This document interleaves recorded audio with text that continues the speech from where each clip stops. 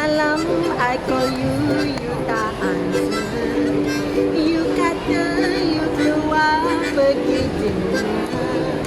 You kata you keluar dengan kawan you, but when I called Tommy, he said it wasn't true. So I don't like kau pergi dan bersara. Tommy kata maybe you tengok bola, tapi bila I sampai you tak ada lagi. I jadi bila. So I call and call sampai you answer. You kata sorry sayang tadi tak dengar. My phone was on silence, I was at the gym, tapi latar-latar suara perempuan lain.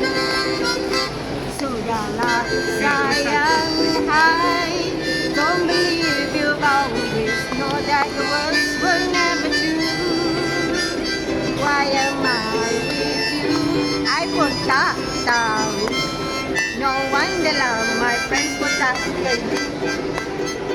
So I guess that's the end of our story. Akhir kata she said this apology.